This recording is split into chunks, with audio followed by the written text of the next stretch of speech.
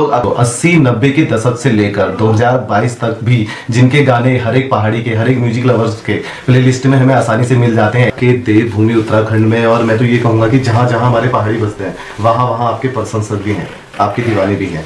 दीवान सिंह कनवाल को सुनने वाले हमारे हेलो कुमाऊं के चैनल में भी काफ़ी लोग हैं। काफ़ी लोगों ने मैसेज किया था कि सर आप कब सर से बातचीत करेंगे, कब उन मैसेजों पे भी बातचीत करेंगे। स्वर्गीय जीवन बिष्ट जी ने इन्हें सर्वप्रथम फिल्म मेघा आ में गाने का मौका दिया।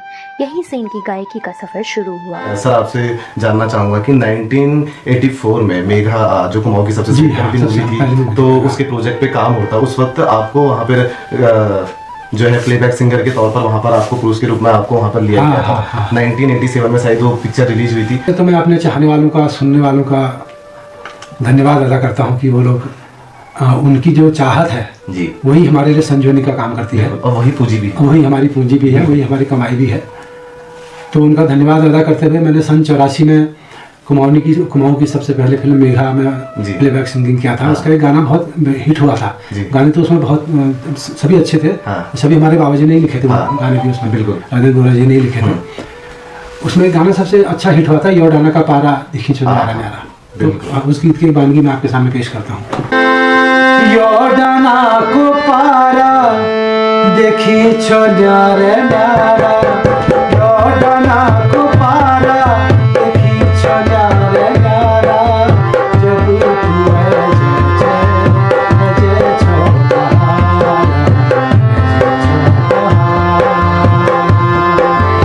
क्या बात है। और बिल्कुल हूबहू वही मिठास जो शायद 87 में थी, शायद 2022 में भी मिल रही है। क्या खूबसूरत बात कि आपके जितने मैक्सिमम गाने हैं, जहाँ तक कि मैं समझता हूँ, ये आपने स्वयं ही लिखे हैं। हाँ, लगभग स्वयं लिखे हैं, बाकी बाबा जी के गाने हैं। अच्छा, आपके गाने सुनते हैं? मैंने कम से कम 150 गाने गाए होंगे। हाँ, आकाशवाणी दूरदर्शन में। अरे वाह। अच्छा, आपके गाने की लिरिक्सों की ओर अगर जाते हैं तो उसमें मोहब्बत भी है, तो उसमें भी बड़ी पवित्रता है। नहीं, चीज तो हम बहुत प्योर गाते हैं भाई। बिल्कुल जी। अच्छा, जैसे मुझे एक गाना आपका याद आ रहा है कि भेंट मेरे दगड़ चाहिए, तो बहुत अच्छी, बहुत मतलब हाँ दिल में लगेगा गाने है इसकी, इस गाने के अंदर। अच्छा, थर्ड बर्ड एल्बम की हम बात कर रहे हैं, और अगर मैं आप लोग को बता दूं कि थर्ड बर्ड एल्बम उस वक्त सुपर हिट थी, सुपर हिट थी, उसी से नाम था मेरा ज्यादा। बिल्कुल बिल्कुल बिल्कुल। और इस एल्बम की हम बात कर रहे हैं, इस एल्बम से बाहर निकलना ही बड़ा मुश्किल है, क्योंकि इसके सारे 8 के 8 गाने बड़े जबरदस्त हैं। इसी एल्बम का गाना है भेंट मेरे दगड़ के चाहिए रो। तो सर ज्यादा नहीं, 2 लाइन इसकी भी आपसे सुनना चाहेंगे।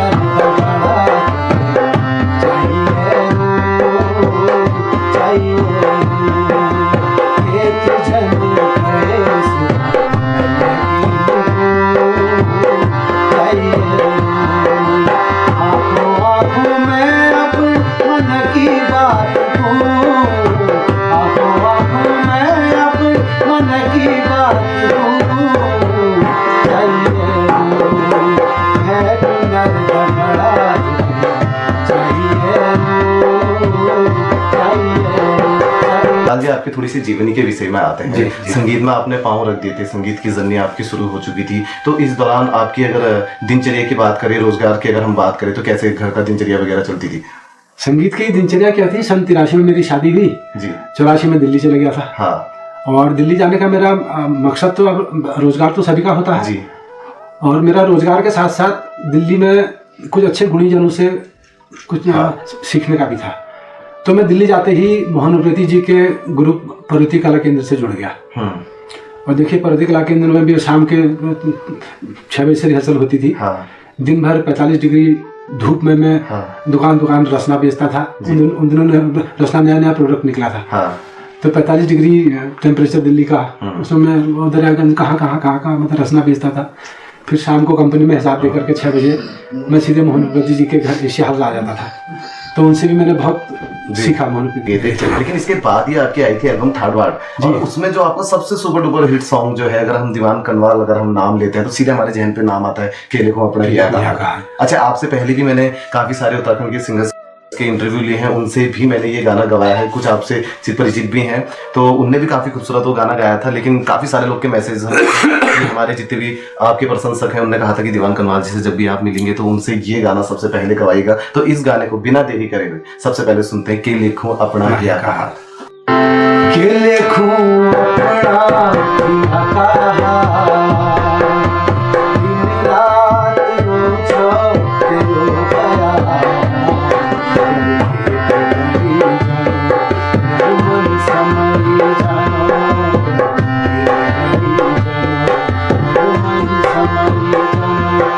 यदि जानी तू अपना तो रेशमी रुमाल, रेशमी रुमाल, जानी पहले बनायो माया को जा, दिन लगनी मेरा पहला सा,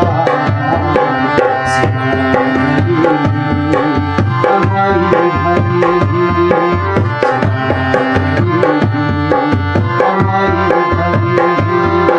यदि जाना तुम अपना तो रेशमी रुमाल, रेशमी रुमाल, कि लिखूं अपना क्या कहा।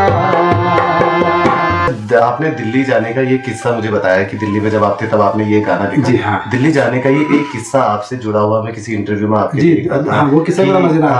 आप केमू या फिर रोडवेज की बस में जा रहे थे और उस वक्त आपने ऊपर हेडिंग पकड़ा था और वहां पे आपने चलते चलते एक गाना सोचा था और वो गाना आज के टाइम के सबसे ज्यादा सुपर डुपर है, अभी रिमिक्स में भी गा दिया गया है, लगा भी कुछ टाइम पहले गाया है और वो गाना है। तो वही घर की यादें होती है ऐसी, मतलब गाड़ी का डंडा पकड़ के चल रहा था, दिल्ली की बसों की भीड़ आपको पता है, तब उस समय दिमाग में आया था तेरी याद आई, तेरी याद आई बाद में के याद नहीं रूनो, तेरे मन की मैं के जानूं फिर मैं कैसे करूं। क्या बात है। अच्छा, इससे पहले कहा जाता था कि उत्तराखंड में या फिर कुमाऊं में जो है गजल नहीं गाई जाती है, हाँ, कुमाऊनी भाषा में गजल नहीं गाई जा सकती है, लेकिन ये एक ऐसा गाना था जो गजल था। गजल भी, तो कुमाऊनी गजल भी है और इसमें ताल का भी मैंने दूसरे ताल का इसमें प्रयोग किया, जैसे हमारे यहाँ की गीत माला अक्सर दादरा में या कहरवा में उसमें, लेकिन ये रूपक में, ये गाना मैंने रूपक में कंपोज किया। क्या बात है। अच्छा, अभी इस गाने की बात आ ही गई है तो इस गाने को सुन ही लेते हैं। जरूर जरूर। और उसके बाद इस गाने के पीछे का वो किस्सा मैं आपसे पूरा सुनूंगा जो आपने के मुंह में जब आप जा रहे थे और जब इस गाने को आपने सोचा। जी जी जी जी।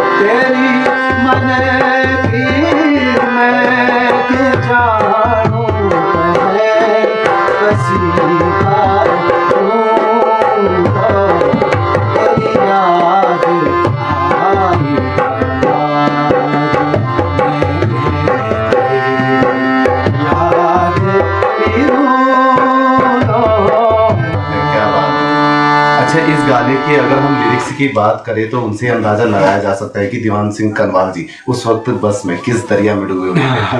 अच्छा, इससे पहले कहा जाता था उत्तराखंड में कि कुमाऊनी भाषा में गजलें नहीं गाई जा सकती हैं, कैसे गाई जा सकती हैं, ये चैलेंज भी आपने एक्सेप्ट किया। इसका कोई तोड़ भी नहीं आया उसके बाद। अच्छा, इस गाने को इससे पहले कहते हैं कि पहाड़ में जो गाने हैं वो मैक्सिमम जो गाने होते हैं वो दादरा में होते हैं, लेकिन ये गाना रूपक में था और इस वक्त रूपक ताल बजाई है हेलो कुमाऊं की ही टीम से, हमारी टीम से है प्रदीप कुमार भी, सब करना चाहेंगे इनका भी।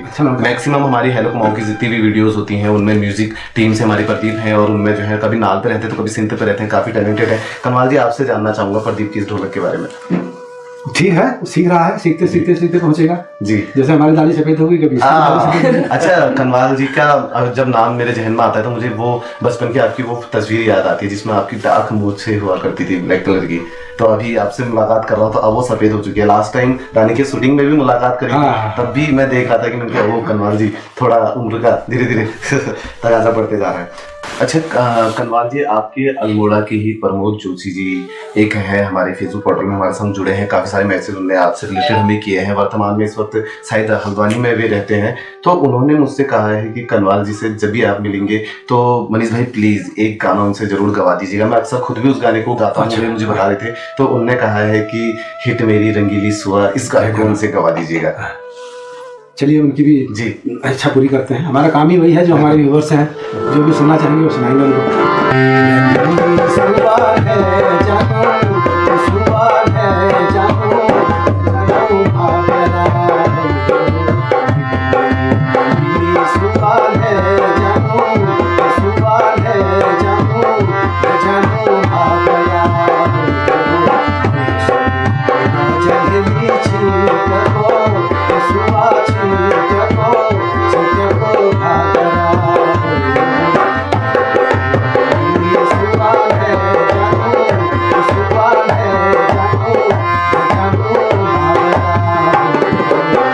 कनवाल जी, आज के समय में हम देखते हैं कि हम यंगर्स को देखते हैं तो वो फीमेल्स पे कमेंट्स कर देते हैं, जिसपे काफी सारी आपत्तिजनक बाद में बातें भी आगे निकलती हैं। लेकिन अगर आपके दौर की अगर बात करूं तो आपने भी उस वक्त महिलाओं की तारीफ करी। बिल्कुल बिल्कुल की है, लेकिन वो एक अलग अंदाज में करी है। हाँ। इसके बारे में क्या कहना चाहेंगे? नहीं, अब ऐसा है आजकल के मतलब लड़कों से बड़ी उदासीनता टाइप की हो गई है। हाँ।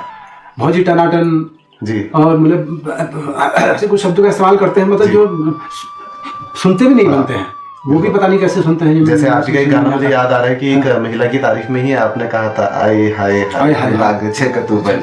इस गाने के पीछे की सबसे पहले थोड़ी सी कहानी जानना चाहेंगे। ये गाना तो कम से कम मेरा 15-20 साल पुराना गीत है। अच्छा।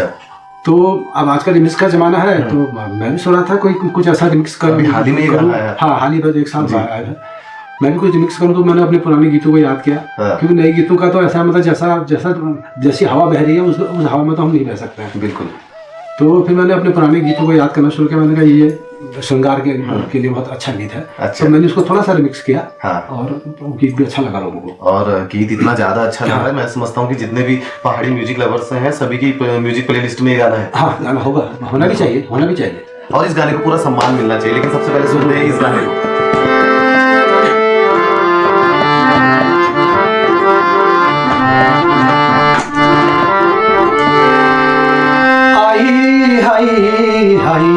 तू छाती छे कतु भई आई हाई हाई तू छाती छे कतु भई आई हाई हाई तू छाती छे कतु भई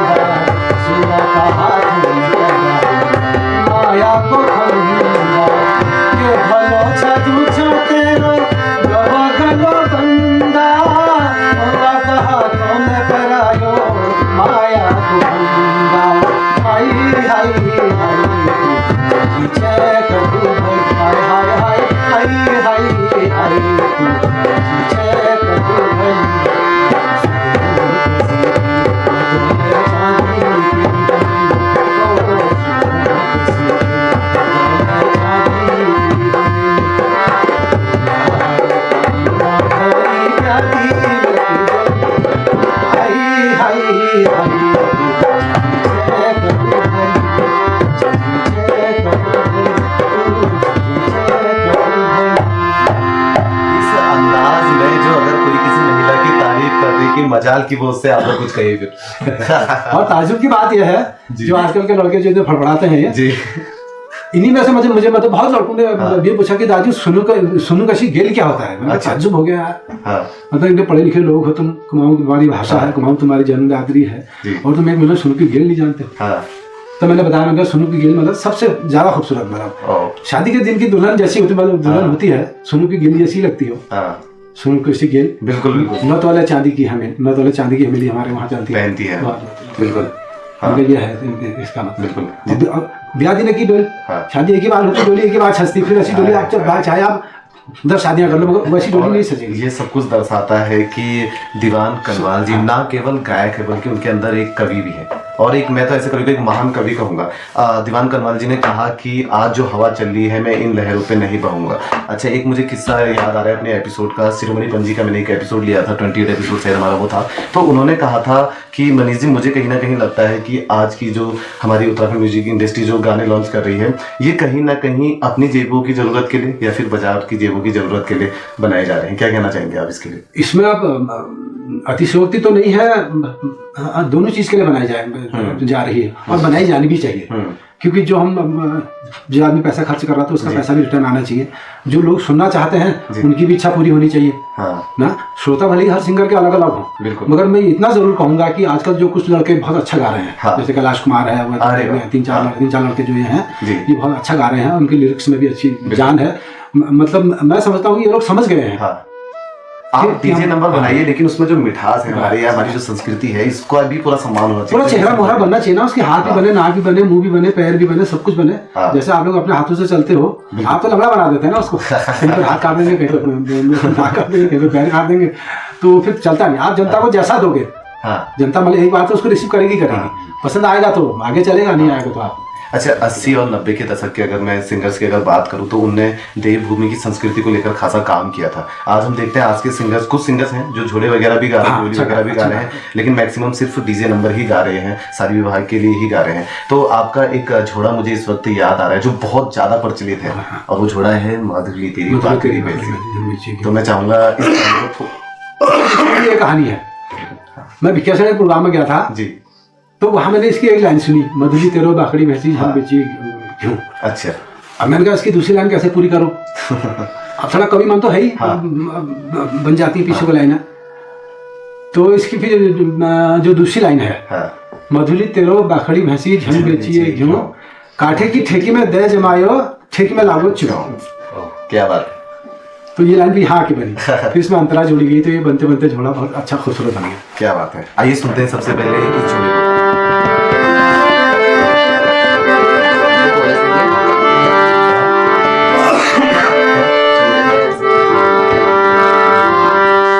मधुली तेरो बाखड़ी भैंसी जन बेचिए घूमे, मधुली तेरो बाखड़ी भैंसी जन बेचिए घूमे, काठे की ठेकी में दे जमायो ठेकी में लागो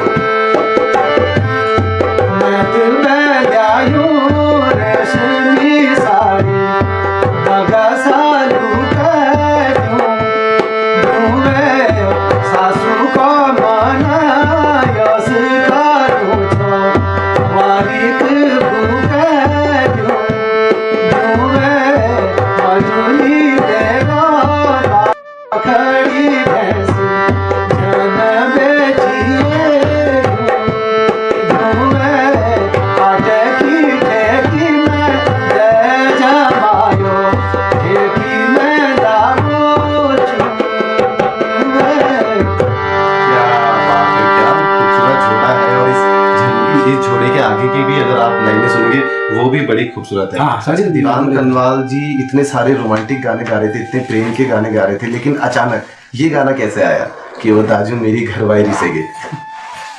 वही प्रेम ही था, प्रेमी बनते बनते प्रेमी था। अच्छा, ये आसपास का माहौल देखकर क्या इस गाने को लिखा गया? ये गाना है जैसे दाजी मेरी घरवाली से गए है, और कच भिड़ा कुने पंडित जी कस करो सब ब्याह है, तूने जाली आज कुछ है मैं तो जाऊँ, बहु कुछ है मैं तो जाऊँ। तो ये सब हमारे आसपास की घटनाएं हैं, बिल्कुल, उसके लिए बाहर जाने की जरूरत नहीं है। बिल्कुल। अच्छा, कवि जो कहीं ना कहीं लिखता है वो अपने आसपास की घटनाओं से लिखता है। फिर बाकी प्रकृति है, नेचर है, फौजी है, पानी है, सब कुछ है। मतलब आप चाहे तो किसी पे भी लिख सकते हो अगर आपकी कल्पना मध्यम है तो। बिल्कुल बिल्कुल बिल्कुल। हरियाली का रंग वहाँ बरसाता हो, पूनम के चंदा सी झूली उसके नाक नथुली होगी, पूनम के चंदा सी झूली उसके नाक नथुली होगी। तुम ही बताओ क्या बतलाऊं, क्या पहचान या की होगी। तुम ही बताओ क्या बतलाऊं, क्या पहचान या की होगी। करने वाली के उठो वाला उसका लाल छोड़ा होगा, हरा घाघरा हरियाली का रंग वहाँ बरसाता होगा, पूनम के चंदा सी झूली उसके नाक नथुली होगी, पूनम के चंदा सी झूली उसके नाक नथुली होगी। तुम ही बताओ क्या बतलाऊं, क्या पहचान या की होगी। तुम ही बताओ क्या बतलाऊं, क्या पहचान या की होगी।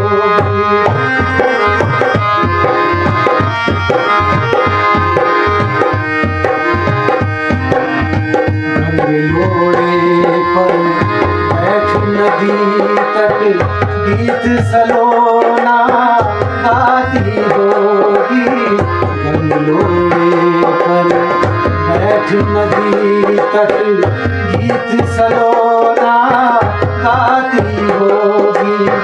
कुछ दिन में आएंगे प्रियतम आस लगाए बैठी होगी, कुछ दिन में आएंगे प्रियतम आस लगाए बैठी होगी।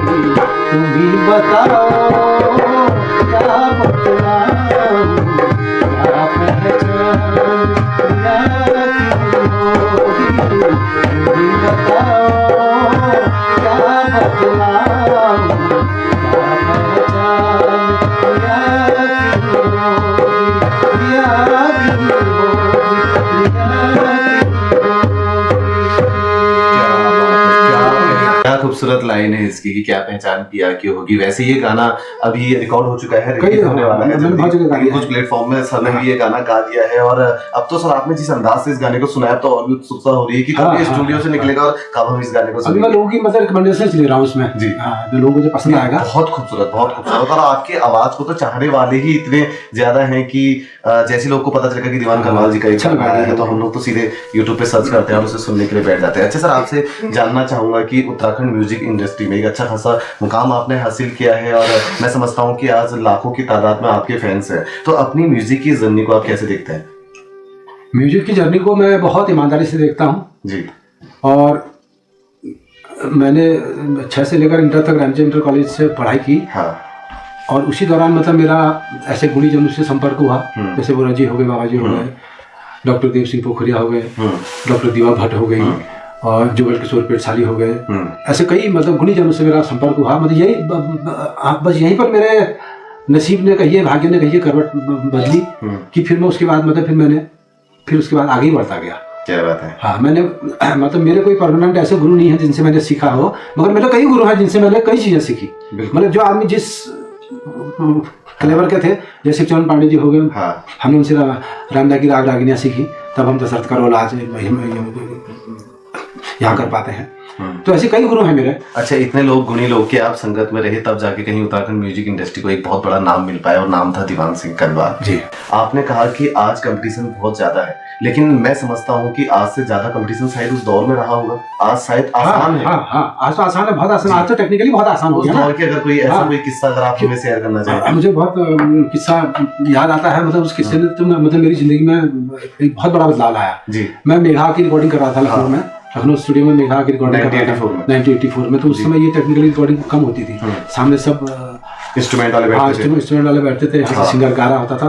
अगर किसी एक से भी गलती होगी तो फिर पूरा गाना रिपीट करना होता था। तो मैं नया था, उन दिन पहली वाली फिल्म मिली थी मेरे को, तो गलतियां मुझसे ज्यादा हो रही थी। तो उतने में किसी साजिंदर ने बोल दिया, अरे यार बिष्टी जी कहाँ गवाड़ी को पकड़ लाए तुम। हाँ, तो उसकी बात दिल में ऐसी लगी, अगर मैं उसको निगेटिव लेता तो शायद मैं आज यहाँ नहीं होता। तो मैंने उसको पॉजिटिवली लिया। मैंने कहा हाँ भाई, तेरा कहना भी ठीक है यार, बिल्कुल। शुरुआत तो तूने भी की होगी, शुरुआत हम भी कर रहे हैं, और एक दिन ऐसा भी आएगा लोग हमको भी सुनेंगे। तो ऊपर की कृपा से वो दिन आया। तो मतलब ये सब चीजें होती हैं जो मतलब जिंदगी में एक बहुत बड़ा पुश करते हैं। अगर आदमी उसको पॉजिटिवली ले, अगर निगेटिवली लेता तो मैं उसके आगे आना ही छोड़ देता। अच्छा, कहते हैं कि हमें लाख अनमोल विचार आप व्हाट्सएप के जरिए भेज दीजिए, लेकिन कभी कोई आपका अपमान करता है, तो वो जो हमें पॉजिटिव करता है या वो जो हमें मोटिव करता है, वो फिर हमें तरक्की की सीढ़ी जाता है। तो इसे हमें जो है ऐसे अपमान भी हमारे संग ऐसे भी हमें लगनी चाहिए। उसको थैंक यू बोलिए, सवाल कर चलिए, थैंक यू बोलिए उसको थैंक यू बोलिए यार, तुमने मेरी कमी बताई, मेरी आंखें खोल दी, कमी बताई ना उसने। अच्छा, रामलीला का जिक्र आपने करा कि पहाड़ों में हम देखते हैं कि पहाड़ों का आप ही ने बताया कि सबसे पहला जो मंच होता है रामलीला ही होता है। तो मैं हाल फिलहाल की भी आपकी कुछ रिसेंटली कुछ फोटोज वगैरह देख रहा था सोशल साइट पे, आपने शायद दशरथ का अभिनय किया। हाँ, मुझे मतलब मैं आप लोग को भाग्यशाली मैं मानता हूँ कि मैं लक्ष्मी भंडार जैसी संस्था में दशरथ का रोल करता हूं। क्या बात है। अच्छा, एक जो ये कलाकार होता है ना, अक्सर देखता हूँ कि ये बड़ा मल्टी टैलेंटेड होता है। अगर मैं आप ही की बात करूँ, सबसे पहले आवाज मीठी थी, सेकंड फिर आपके अंदर कवि था, और थर्ड अगर देखे तो अभिनय का शौक भी है। मैं हिंदी की 3 फिल्में कर चुका हूँ जी। और मैं देख रहा हूँ इस वक्त कई सारे ऐसे भी हम पे कलाकार होते हैं कि जो गाते हैं, लेकिन उनके लिए इंस्ट्रूमेंट हम अपने लेके आते हैं, जो बजाते हैं। आपको मैं देख रहा हूँ खुद ही हारमोनियम में क्या शानदार हाथ चला रहे हैं। तो कनवाल जी, आप ही के प्रशंसक ने कहा है कि कनवाल जी से दशरथ का ये पाठ जरूर सुनना कि सखा कहाँ है राज दुलारी। जरूर भी हो जाए। हाँ, जरूर। सखा कहो कहाँ है राज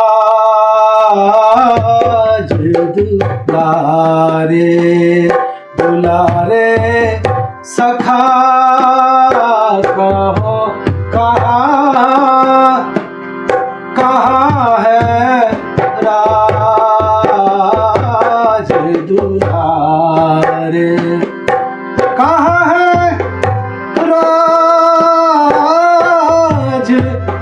दुलारे, कहाँ है राज दुलारे, सखा कहो कहाँ है राज दुलारे। बहुत ही शानदार। और दशरथ के अभिनय में आपको सुनने के लिए भी एक अच्छी खासी स्टाइल वहाँ पे रामलीला में रहती होगी। अक्सर हम देखते हैं कि रामलीला का धीरे धीरे हम देख रहे हैं कि पहाड़ों से क्रेज थोड़ा सा कम होते जा रहा है। हाँ, बहुत कम, थोड़ा सा नहीं, बहुत कम। देवभूमि उत्तराखंड की बात करें तो यहाँ पे काफी सारे प्रतिभाशाली लोग हैं, बहुत एक से सारे सिंगर्स यहाँ पे हैं जिन्हें मंच नहीं मिल पाता, या फिर कई सारे ऐसे लोग हैं जिनने समाज में कुछ ना कुछ अपना योगदान दिया होता है, लेकिन उनकी जो स्टोरी है वो आगे नहीं आ पाती है या फिर वो प्रकाशित नहीं हो पाती है। हेलो कुमाऊं इसी पर अभी प्रयास कर रहा है, ऐसे लोग को आगे लाने का प्रयास कर रहा है, उन्हें मंच देने का प्रयास कर रहा है और उनको उनकी स्टोरी को अपने चैनल के जरिए आगे दिखाने का प्रयास कर रहा है। तो आपसे मैं जानना चाहूंगा कि हेलो कुमाऊं के लिए क्या कहना चाहेंगे आप? मैं हेलो कुमाऊं का बहुत बहुत धन्यवाद करना चाहूंगा।